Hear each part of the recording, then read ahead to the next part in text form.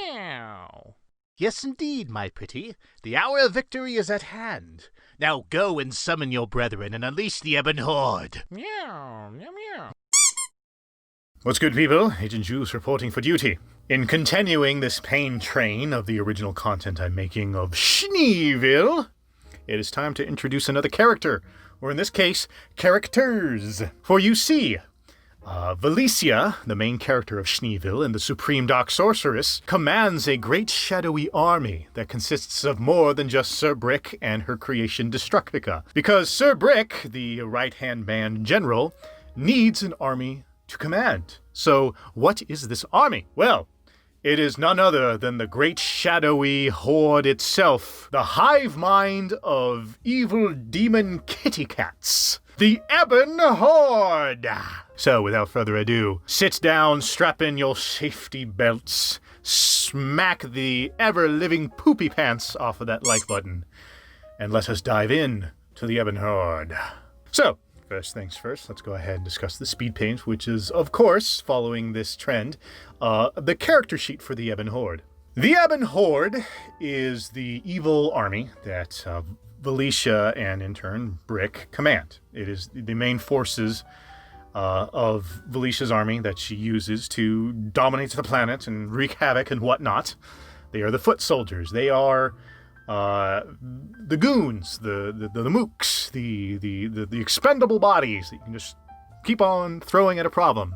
Just over and over, like Zap Brannigan.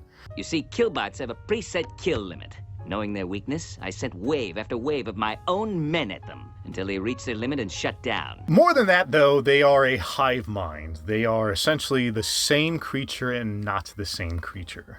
The Ebon Horde is a bunch of cats. They're these shadowy cats. They're a hive mind pet cat, because what evil magician lady is complete without her horde of cats? So the main inspiration of the design of the Ebon Horde is kind of the same headspace, I imagine, that the creators of like the Minions from Despicable Me were thinking of, or like, you know, the little green men from what is it, Toy Story? Toy Story, of course. You know, whenever creators come up with that gimmick character that they can copy and paste many times over so they can do one-off gags, that's the Ebon Horde, right? They're my minions. I don't wish to disparage them like that, but that's kind of what they are. They're my minions. The idea is that they're great filler characters that I can kind of throw in here and there, like I said, to kind of fill up a gag that I need to do real quick. If I just want a one-off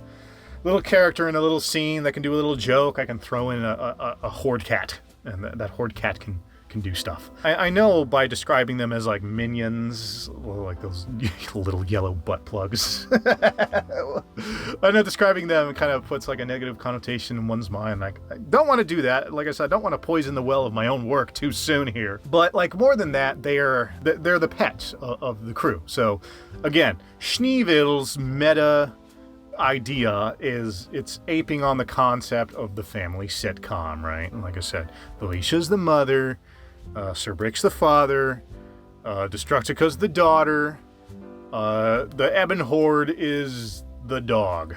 It's Brian from Family Guy. It's the other talking animals in all of Seth MacFarlane's cartoons, right? That's who it is. That's the Ebon Horde. Now, there is actually a recurring gag I want to do with the Horde. Like I mentioned, when I say I want to put them into individual spots and scenarios where they can do like a one-off gag, one of the things that the Horde will do is they are both a hive mind and not a hive mind, because an individual horde cat can act as its own individual entity that can like have a name.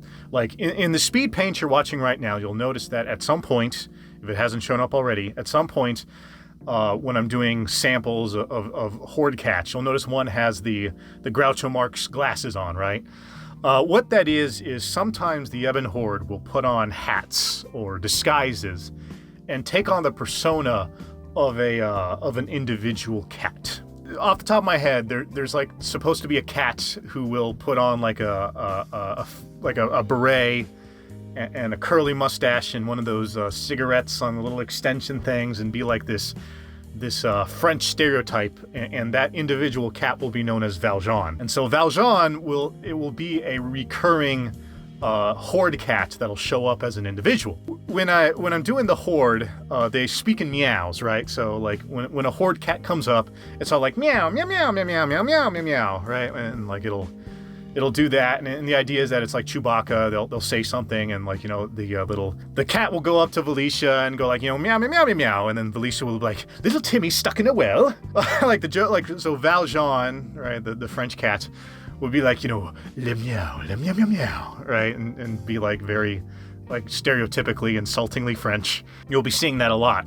So the idea is to put hats on cats, to make each cat an individual character.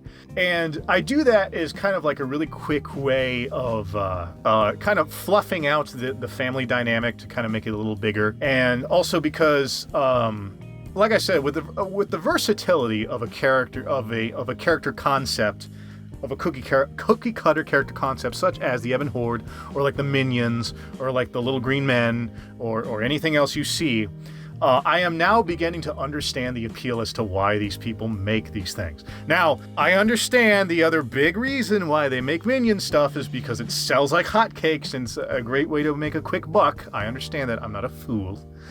And that may or may not be one of the other reasons why I made the Ebon Horde. Marketing money. But anyway, I understand the appeal of being able to have like a quick grab character that you can just kind of swap out, make into another character, throw them in for a quick gag, and have it be a thing. And so that's ultimately what the Horde is. The Horde is like the ultimate background character, the ultimate extra. Anytime I need a character just to throw in, there's a Horde cat. There will be a lot of other extra characters. For example, the planet of Schnee is populated by the denizens known as the Schneevians. So there will be like Schneevians and like, you know, extras and whatnot that you will see upon the planet of Schnee. But within like the layer, when it's just the main characters doing their main character things, like when they need to plot or when they're having some downtime, I can throw in a quick cat with a hat, name him something like, I don't know, like, you know, give a cat like a glorious wig with a red hat and call her Senorita, you know, make like a Carmen Sandiego reference, and, you know, do a quick, you know, diddly bop with that. And so that's the kind of the idea of the Ebon Horde. So now it's time to turn the question to you. What do you think of this idea?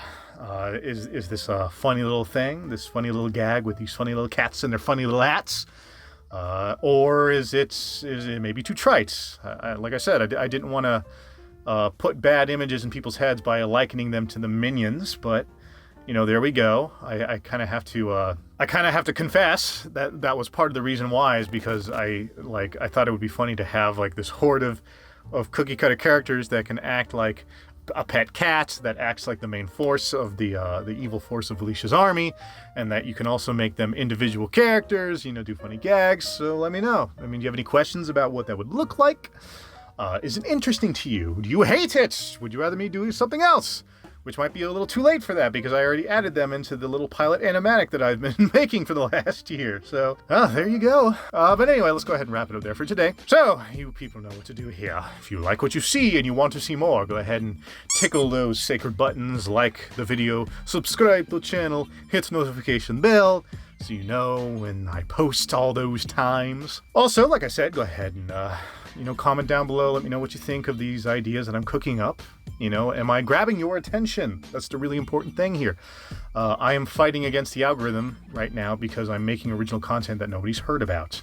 I'm not doing a review of an existing cartoon that's popular, so I can't do search engine optimizations.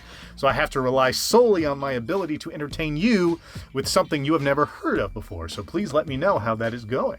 Also, if you feel so inclined, go ahead and share the video, because it's good for you, it's good for me, it's good for the channel, it's good for your colon.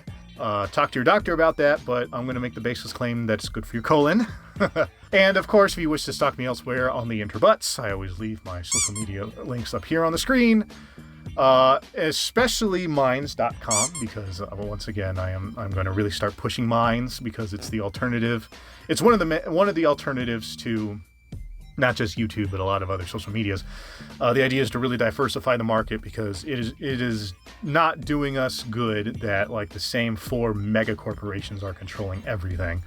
So let's see if we can shake things up again and bring back some of that sweet market diversity. With all that said, I greatly thank you for spending this time with me as I talk about my OC's donut steals. I hope you stick around for more because there will be more Schneeevil content coming up. And until next time, deuces.